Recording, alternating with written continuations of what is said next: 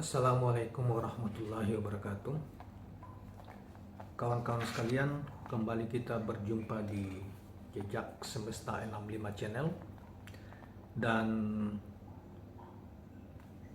saya berharap bahwa kita semua tetap dalam keadaan sehat walafiat dan senantiasa mendapatkan bimbingan dan pertolongan Tuhan Yang Maha Kuasa, Allah Subhanahu wa Ta'ala. Rekan-rekan sekalian, kali ini kita akan menyampaikan atau mengemukakan salah satu risalah yang berjudul tentang rahasia menutup aurat di dalam kitab yang terkenal, kitab dengan judul terjemahan yaitu Salat Ahli Ma'rifat, yang ditulis oleh Imam Ruhollah Al-Musawi Al-Khomeini, yang biasa kita kenal dengan Imam Khomeini. Almarhum Imam Khomeini adalah penggerak revolusi Iran yang menjatuhkan penguasa zalim Reza Pahlavi di Iran pada saat itu. Saudara sekalian, tentang Imam Khomeini saya kira kita tidak perlu jelaskan siapa beliau, karena memang beliau ini sangat terkenal pada tahun 80-an tentunya. Dan kita langsung saja menyampaikan atau membacakan uraian beliau tentang rahasia menutup aurat. Tentunya di dalam kitab beliau ini adalah berkaitan masalah kitab salat. Salah satu poin yang penting di dalam salat adalah menutup aurat.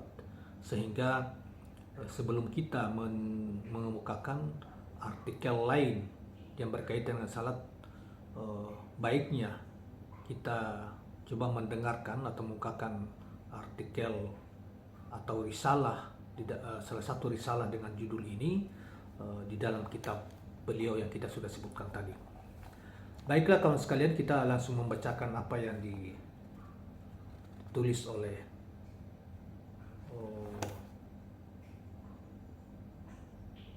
Imam Khomeini. Menurut kalangan awam, menutup aurat adalah menutup aib-aib badan dari pandangan bukan muhrim, dan itu pun saat salat. Sedangkan menurut kalangan hawas adalah kalangan orang khusus, menutup aurat adalah menutup aib-aib perbuatan dengan pakaian takwa yang merupakan pakaian terbaik dalam keadaan apapun, terutama ketika hadir di tempat kehadiran yang kudus. Sedangkan menurut Khawas al-Khawas, yaitu golongan orang-orang yang khusus, yang lebih khusus lagi, menutup aurat adalah menutup aib-aib jiwa dengan pakaian kesucian. Dan menurut ahli iman, menutup aurat adalah menutup aib-aib hati dengan pakaian tummaknina. Dan sedangkan menurut ahli ma'rifat dan ahli kasaf, ahli penyingkapan ya kasaf, menutup aurat adalah menutup aib-aib batin atau syir dengan pakaian penyaksian atau syuhud. Selanjutnya menurut ahli kewalian atau wilayah, para wali, menutup aurat adalah menutup aib-aib rahasia segala rahasia dengan pakaian keteguhan. Ketika pesuluk mencari makam ini, ia telah menutup semua auratnya dan menjadi orang yang pantas untuk memasuki tempat kehadiran. Maka ia memperoleh kehadiran yang terus-menerus. Al-Haq Allah Ta'ala adalah sang penutup semua aurat makhluk dan aib-aib mereka. Sebagai pemuliaan terhadap jenis manusia, Dia Allah menutup seluruh aib lahiriah badani mereka dengan berbagai jenis pakaian. Dia menutup aib-aib perbuatan dengan tabir malakut. Kalaulah tidak ada tabir malakuti, penutup berbagai bentuk perbuatan kita sebagai hamba, tentu bentuk-bentuk gaib perbuatan kita itu akan nampak, dan serta hinaan pun akan melekat pada kita di dunia ini. Tetapi Al-Haq Allah Ta'ala menutupinya dari pandangan seluruh penghuni alam ini dengan penutup miliknya. Dia mengutamakan kita dengan menutupi keburukan akhlak dan bentuk malakut, penjelmaan mulk atau alam raga kita yang buruk dengan bentuk materi raga yang seimbang dan simetris. Kalaulah tabir ini terkoyak, bentuk-bentuk penjelmaan akhlak ditampakkan, tentu masing-masing diri kita akan tampak dalam rupa yang sesuai dengan bentuk ragawi batin. Keadaan kita akan seperti ini di alam lain, saat rahasia-rahasia ditampakkan dan citra batin diperlihatkan. Di dalam hadis disebutkan, sebagian orang dikumpulkan di mahsyar, alam akhirat, dalam rupa yang lebih buruk daripada kera dan babi. Di dalam Al-Kahfi disebutkan, Al-Kahfi adalah sebuah kitab ya, disebutkan bahwa Al-Imam Asy-Syadiq pernah berkata, orang-orang sombong diubah rupa menjadi semut kecil yang diinjak-injak oleh orang lain sampai Allah menyelesaikan hisab. Secara umum bentuk ragah manusia ini merupakan tabir dari Al-Haq untuk menutupi aurat batin kita, sebagaimana dia menutupi aib-aib hati dan batin dengan tabir-tabir perbuatan, nama dan zat dari semua maujud materi dan malakut sesuai masing-masing tingkatannya. Penempuh jalan akhirat dan mujahid di jalan Allah harus menutup aurat batinianya dengan berpegang pada makam ampunan dan tirai Al-Haq, serta menutup diri dan auratnya dengan mewujudkan hakikat pertobatan dan datang di tempat bersyarah. Kami telah menjelaskan beberapa tingkatan pertobatan dalam Syarh Al-Arba'in. Di dalam Al-Misbah, maksudnya dalam kitab Al-Misbah Asy-Syariah, disebutkan bahwa Al-Imam Asy-Syadiq radhiyallahu anhu berkata, pakaian terindah bagi kaum muslimin adalah pakaian takwa, dan pakaian paling nikmat adalah iman. Allah Azza wa Jalla berfirman, dan pakaian takwa itulah yang lebih baik. Pakaian lahir adalah nikmat dari Allah yang menutup aurat anak Adam. Ia merupakan kemuliaan yang dengannya Allah memuliakan hamba-hambanya, keturunan Adam alaihissalam, yang tidak pernah diberikannya kepada yang lain. Ia merupakan alat bagi kaum mukmin untuk menunaikan kewajiban yang telah dilekatkan oleh Allah kepada mereka. Pakaianmu yang paling baik adalah yang tidak membuatmu lalai dari Allah Ta'ala, bahkan mendekatkanmu pada syukur, zikir, dan ketaatan kepadanya. Tidak menjadikanmu bangga diri, ria, berhias, berbangga-bangga, dan sombong, karena semua itu merupakan penyakit agama dan mengeraskan hati. Apabila engkau mengenakan pakaianmu, maka ingatlah tabir Allah Ta'ala yang menutupi dosa-dosamu dengan rahmatnya. Tutuplah batinmu dengan kebenaran, sebagaimana engkau menutup lahirmu dengan pakaian. Jadikanlah batinmu berada dalam tabir ketakutan dan lahirmu dalam tabir ketaatan. Pikirkanlah karunia Allah Subhanahu wa Ta'ala yang telah menciptakan bahan-bahan pakaian untuk menutupi aurat lahiriah, yang membuka pintu-pintu taubat untuk menutupi aurat batin dari dosa-dosa dan akhlak yang buruk. Janganlah membuka aib siapapun, karena Allah telah menutup aibmu, itu lebih baik.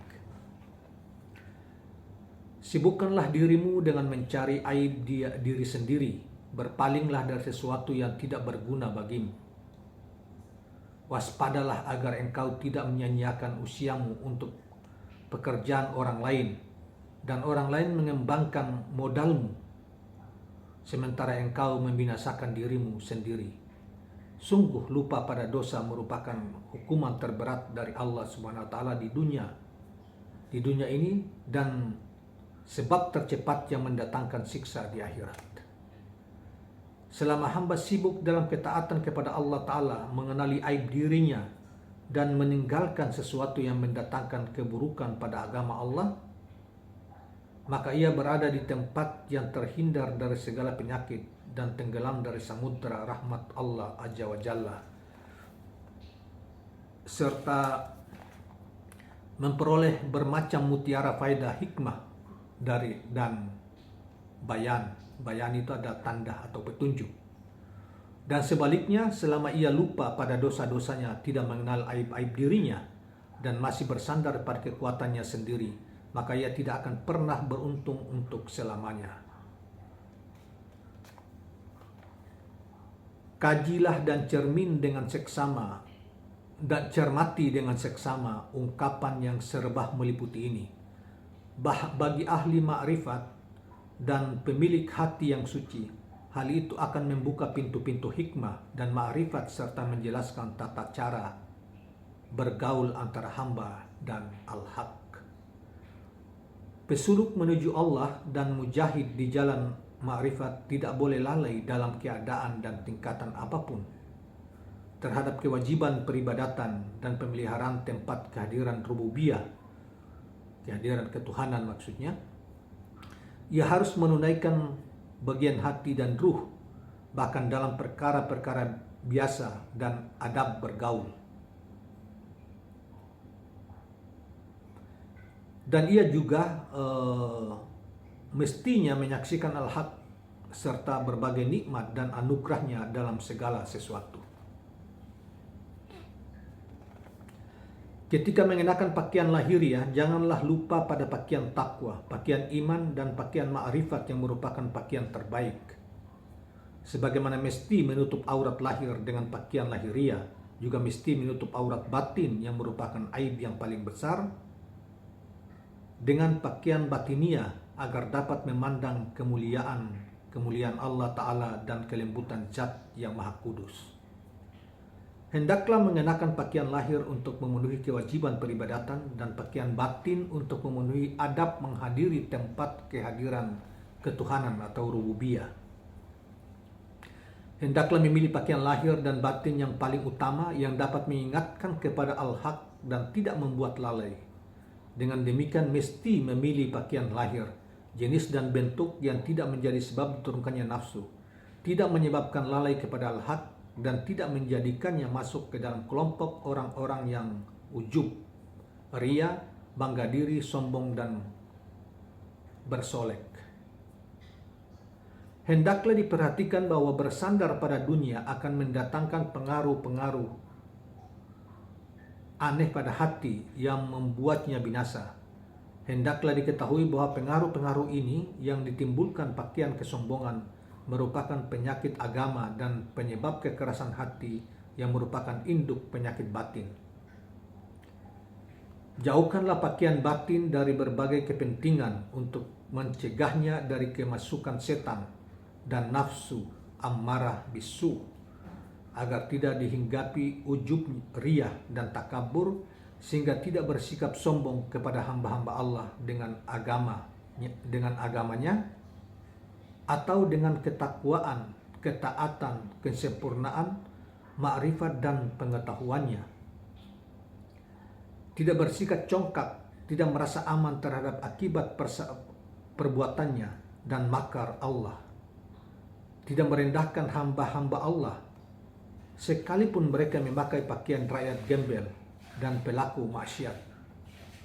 Semua ini merupakan hal-hal yang membinasakan jiwa, akan menyebabkan sikap ujub dalam iman, akhlak, dan perbuatan. Ini merupakan sumber kerusakan. Ketika menggunakan pakaian, ingatlah. Saya ulangi, ketika menggunakan pakaian, ingatlah al-haq dan rahmatnya yang tampak dan yang tersembunyi. Dan ingatlah dia telah menutup dosa-dosa dengan rahmatnya. Dengan demikian bisa bergaul bersama al-haq Allah Ta'ala dalam ikhlas dan tulus, bisa menghiasi lahir dengan tabir taat dan menghiasi batin dengan tabir khauf dan rahbah. Pesuluk menuju Allah dan mujahid di jalan ma'rifat harus mengingat kelembutan Allah Sungguh dia telah berbelas kasih dengan menyediakan bahan-bahan penutup aurat lahir dan batin. Dia telah membuka pintu obat bagi para hamba, maka ia mesti menutup dirinya dalam aib-aibnya dengan pakaian ampunan dan tirai dari Al-Haq. Al-Haq, Allah Ta'ala adalah yang maha menutupi aib-aib para hamba. Dia menyukai orang-orang yang menutupi aib orang lain dan penggoyakan tabir akan menyakitinya. Pesuluk menuju Allah adalah orang yang menutup aib hamba-hamba Allah. Tidak sepantasnya ia menyanyiakan usia dalam menyingkap tabir orang lain. Bahkan ia harus menundukkan pandangannya dari aurat dan aib hamba-hamba Allah, tidak membuka rahasia seseorang dan tidak mengoyak tabir siapapun. Sebagaimana Allah yang maha menutupi aib telah menutupi aib-aib yang lebih besar daripada aib orang lain, maka ia pun mesti takut Al-Haq menyingkap tabir perbuatan-perbuatannya dan menghinakannya di hadapan orang lain. Musafir di jalan akhirat sibuk mengkaji aib dan aurat diri sendiri sehingga tidak sempat lagi mencari-cari aib orang lain. Ia tidak mencari hal-hal lain yang tidak berguna baginya atau bahkan merugikan dirinya sendiri. Selain itu, ia tidak akan membiarkan perbuatannya menjadi modal dagang bagi orang lain, yaitu dengan menggunjing atau gibah dan membuka aib orang lain, sementara ia lupa akan aib dan dosa dirinya sendiri. Karena lupa akan dosa dirinya sendiri merupakan hukuman al-haq yang paling besar di dunia ini, karena akan mencegah seseorang dari penghapusan dosa, juga merupakan penyebab utama hukuman di akhirat. Selama hamba Allah sibuk dalam ketaatan kepada al-haq, mengamati keadaannya, mencari aib dirinya, dan menjauhi aib dalam agama Allah, maka ia akan jauh dari segala penyakit, tenggelam di dalam lautan rahmat Al-Haq, dan memperoleh mutiara-mutiara hikmah. Sebaliknya, jika ia lupa akan dosa-dosanya, lalai terhadap aib-aibnya, bangga dengan dirinya, bersikap egosentris, dan menyombongkan kekuatannya,